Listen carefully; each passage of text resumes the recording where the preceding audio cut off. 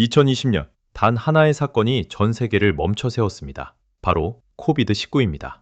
그 전까지만 해도 우리는 그것이 무엇인지조차 몰랐습니다. 하지만 불과 몇 달 만에 국경이 닫히고 수십억 명의 일상이 무너졌으며 인류가 당연하게 여겨왔던 모든 것들이 하나씩 사라지기 시작했습니다. 공항은 텅 비었고 거리에는 사람 대신 정적이 흐르기 시작했으며 서로의 얼굴을 가리는 마스크는 새로운 일상이 되었습니다. 누군가는 일자리를 잃었고 누군가는 가족을 잃었으며 또 누군가는 몇 년의 시간을 통째로 잃어버렸습니다. 우리는 그 순간을 지나오며 단순히 하나의 사건을 겪은 것이 아니라 인류의 흐름 자체가 바뀌는 거대한 전환점을 통과했습니다. 그렇다면 우리는 여기서 한 가지 질문을 던질 수 있습니다. 만약 이 모든 일이 애초에 일어나지 않았다면 어땠을까요? 만약 코비드19라는 변수가 존재하지 않았다면 지금 우리가 살고 있는 2026년은 어떤 모습이었을까요? 이 질문은 단순한 상상이 아닙니다. 우리가 실제로 잃어버린 수조 달러의 경제적 가치와 완전히 달라져 버린 수억 명의 삶을 바탕으로 충분히 분석할 수 있는 하나의 현실적인 시나리오입니다. 먼저 전 세계 경제부터 살펴보겠습니다. 코로나19가 없었다면 현재 글로벌 GDP는 지금보다 최소 5조 달러 이상 더 높았을 가능성이 큽니다. 이 수치는 일본 전체 경제 규모와 맞먹는 수준입니다. 2020년 당시 IMF는 세계 경제 성장률을 약 3.4%로 예측했는데 아무런 변수가 없었다면 이 흐름은 그대로 유지되었을 것입니다. 하지만 실제로는 전혀 다른 결과가 나타났습니다. 2020년 세계 경제는 약 마이너스 3%라는 충격적인 역성장을 기록했고 이는 1930년대 대공황 이후 가장 심각한 수준이었습니다. 만약 팬데믹이 없었다면 공급망 붕괴라는 단어 자체가 뉴스에 등장하지 않았을 가능성이 큽니다. 반도체 부족, 물류 대란, 항만 적체 같은 문제들도 우리에게는 낯선 이야기로 남아있었을 것입니다. 그리고 우리가 반드시 짚고 넘어가야 할 요소가 있습니다. 바로 인플레이션입니다. 2021년과 2022년 전 세계는 기록적인 물가 상승을 경험했습니다. 하지만 그 원인을 살펴보면 대규모 경기 부양책과 공급망 붕괴가 동시에 발생한 결과였습니다. 만약 코로나19가 없었다면 각국 중앙은행이 시장에 수십조 달러를 투입할 필요도 없었을 것이고 금리는 낮지만 안정적으로 유지되며 물가는 2% 내외의 건강한 수준을 유지했을 가능성이 큽니다. 자산시장 역시 지금처럼 급격한 버블과 붕괴를 반복하기보다는 실질적인 성장 흐름을 이어갔을 것입니다. 이러한 경제적 안정은 자연스럽게 정치 지형에도 큰 변화를 가져옵니다. 특히 가장 큰 영향을 받는 나라는 미국입니다. 2020년 미국 대선을 떠올려 보면 가장 중요한 변수는 경제였습니다. 코로나 발생 직전까지 미국은 역사상 가장 낮은 실업률과 강력한 증시 상승을 기록하고 있었습니다. 만약 그 흐름이 유지되었다면 도널드 트럼프의 재선 가능성은 매우 높았을 것이고 그 결과는 전 세계 질서를 바꾸는 계기가 되었을 것입니다. 트럼프 2기 행정부가 이어졌다면 미중 관계는 지금처럼 감정적으로 격화되기보다는 보다 경제 중심의 경쟁 구도로 유지되었을 가능성이 큽니다. 공급망 재편 역시 지금처럼 급격하게 진행되지 않았을 것이며 기업들은 여전히 효율성을 중심으로 글로벌 생산 체계를 유지했을 가능성이 높습니다. 여기서 더 흥미로운 부분은 국제 정세입니다. 팬데믹으로 인해 미국 내부의 분열이 심화되고 아프가니스탄 철공 과정에서 약점이 노출되지 않았다면 러시아의 전략적 판단 역시 지금과 달라졌을 가능성이 있습니다. 즉, 우리가 알고 있는 현재의 세계 질서 자체가 완전히 다른 방향으로 흘러갔을 수도 있다는 의미입니다. 유럽 역시 큰 변화를 겪었을 것입니다. 이탈리아, 스페인, 프랑스 같은 관광 중심 국가들은 막대한 경제적 타격을 피할 수 있었고 국가 재정 역시 훨씬 안정적으로 유지되었을 것입니다. 항공산업은 사상 최대 호황을 이어가며 보잉과 에어버스는 밀려드는 주문을 감당하느라 바쁜 상황이 되었을 것입니다. 이제 시선을 한국으로 돌려보겠습니다. 2020년 초 한국은 문화적으로 하나의 정점에 서 있었습니다. 영화 기생충은 아카데미를 석권했고 BTS는 전 세계 음악 시장을 장악하고 있었습니다.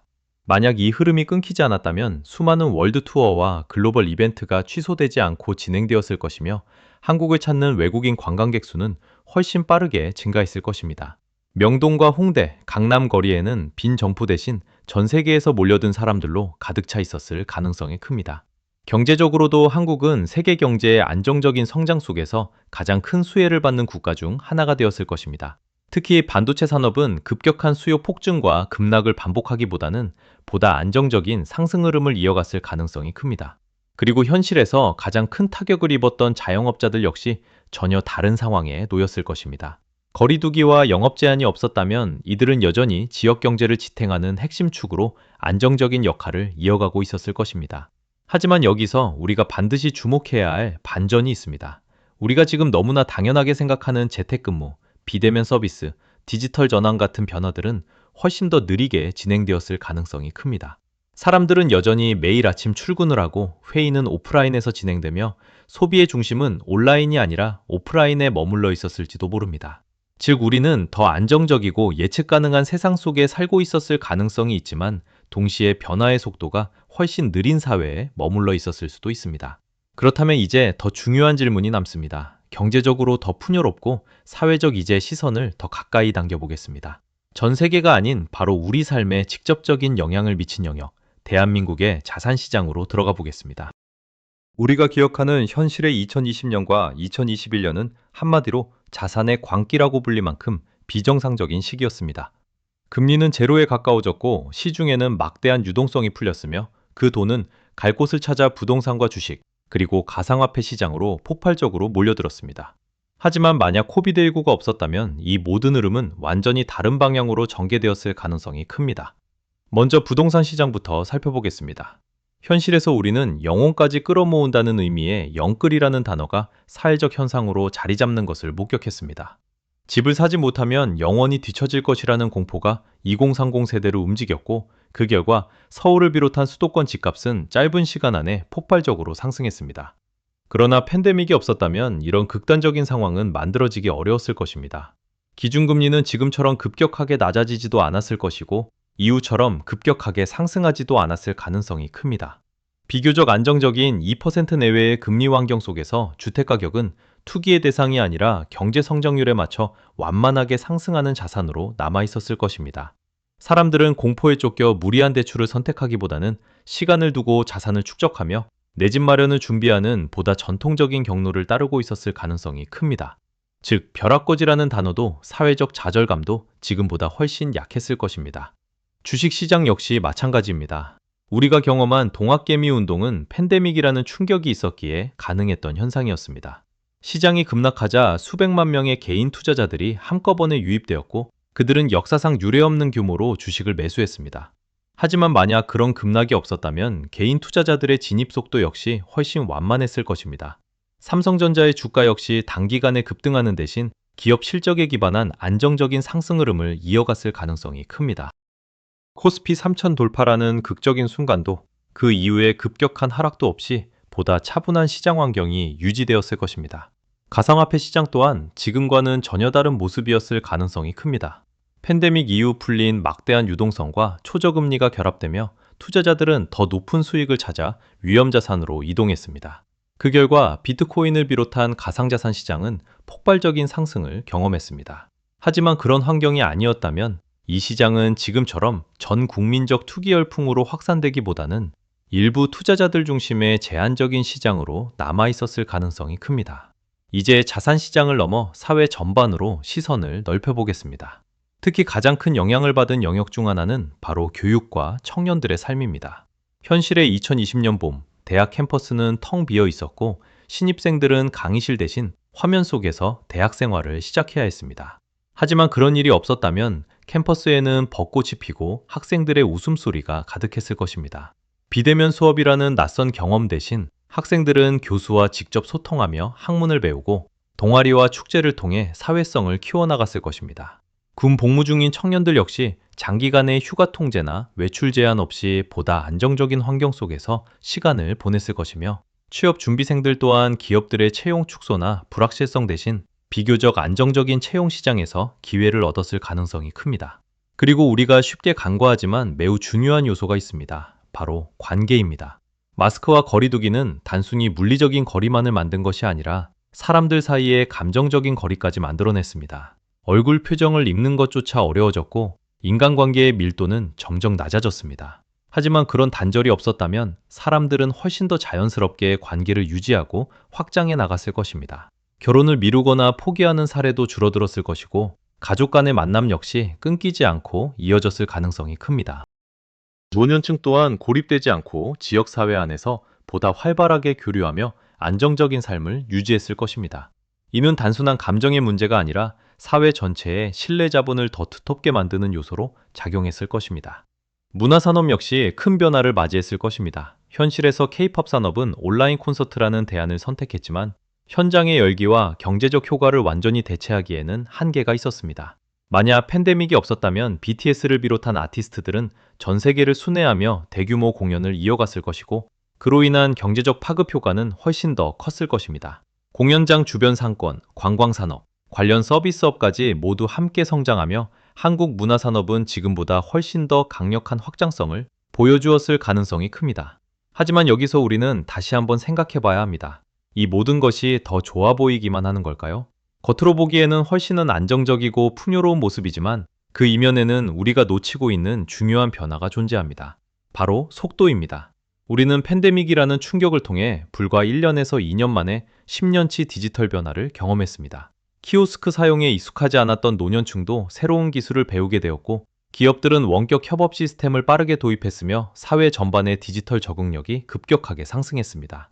만약 이런 계기가 없었다면 우리는 여전히 익숙한 방식에 머무르며 변화를 늦추고 있었을 가능성이 큽니다. 즉, 우리는 더 편안한 세상을 살고 있었을 수도 있지만 동시에 더 느리고 덜 준비된 상태로 미래를 맞이하고 있었을지도 모릅니다. 그렇다면 이제 마지막 질문이 남습니다. 안정과 풍요를 선택한 세계와 고통을 겪었지만 더 빠르게 진화한 현실 중에서 우리는 과연 어느 쪽이 더 나은 선택이라고 말할 수 있을까요? 결국 우리는 하나의 거대한 질문 앞에 서게 됩니다. 더 많은 부와 안정 속에서 아무 일도 겪지 않았던 세계와 큰 고통을 치렀지만 그 대가로 빠르게 진화한 지금의 현실. 과연 어느 쪽이 더 나은 선택이었을까요? 겉으로 보면 답은 단순해 보입니다. 경제적으로 더 풍요롭고 자영업자들이 무너지지 않았으며 청년들이 좌절하지 않았고 가족들이 떨어져 지내지 않아도 되었던 세상이 더 좋아 보이는 것은 당연합니다. 하지만 그 질문을 조금만 더 깊이 들여다보면 우리는 전혀 다른 결론에 도달하게 됩니다. 진짜 차이는 단순히 돈이나 기술이 아니라 우리가 위기를 어떻게 받아들이고 극복했는지에 있기 때문입니다. 만약 코비드19가 없었다면 우리는 여전히 안정적인 성장 속에 머물러 있었을 가능성이 큽니다. 시스템의 문제를 드러낼 기회도 없었고 국가적 위기 상황에서 사회가 어떻게 반응해야 하는지에 대한 경험도 쌓지 못했을 것입니다. 의료 시스템의 한계도 시험받지 않았을 것이고 글로벌 공급망이 얼마나 취약한 구조인지도 제대로 인식하지 못했을 가능성이 큽니다. 반면 현실의 우리는 지난 몇 년 동안 생존을 위한 선택을 반복해야 했습니다. 그 과정에서 한국은 전 세계가 주목하는 방역 시스템을 구축했고 진단 키트와 바이오 산업은 단기간에 국가 핵심 산업으로 성장했습니다.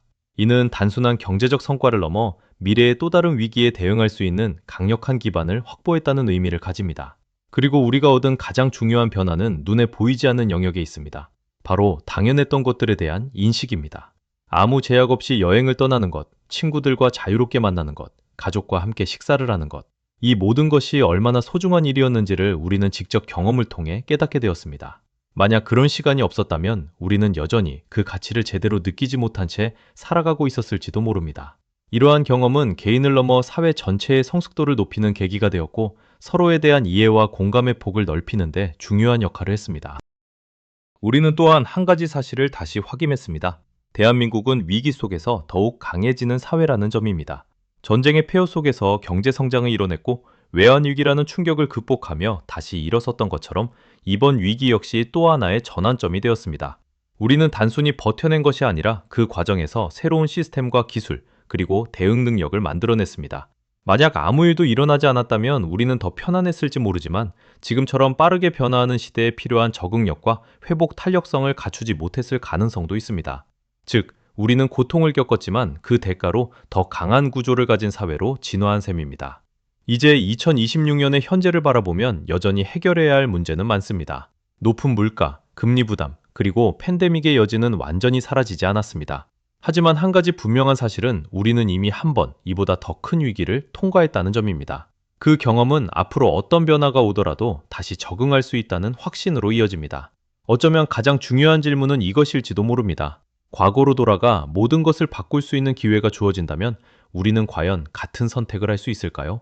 수많은 고통과 상실을 생각하면 쉽게 답하기 어려운 질문이지만 동시에 그 시간을 통해 우리가 무엇을 얻었는지를 떠올린다면 더욱 복잡해집니다. 고난은 단순히 우리를 무너뜨리는 것이 아니라 우리가 어떤 존재인지 드러내는 계기가 되기 때문입니다. 우리는 지난 시간을 통해 그것을 분명하게 증명해냈습니다. 그렇다면 여러분은 어떻게 생각하시나요? 더 풍요롭고 안정적이었을 세상을 선택하시겠습니까? 아니면 힘들었지만 더 많은 것을 배우고 변화할 수 있었던 지금의 현실을 선택하시겠습니까? 여러분이 직접 겪었던 시간 속에서 가장 기억에 남는 순간이나 위기를 통해 얻은 가치가 있다면 자유롭게 의견을 나눠주시기 바랍니다. 여러분의 이야기는 또 다른 누군가에게 큰 의미가 될 수 있습니다. 오늘 내용이 흥미로우셨다면 이 영상에 좋아요를 눌러주시고 앞으로도 이런 주제를 계속 다루고 싶다면 구독과 알림 설정도 부탁드립니다. 여러분의 관심과 응원이 더 깊이 있는 콘텐츠를 만드는 가장 큰 힘이 됩니다. 세상은 언제나 예상치 못한 방향으로 움직이고 우리는 그 속에서 끊임없이 선택을 해야 합니다. 하지만 분명한 것은 우리는 생각보다 훨씬 더 강한 존재라는 사실입니다. 오늘도 각자의 자리에서 살아가고 있는 여러분을 진심으로 응원합니다. 시청해주셔서 감사합니다.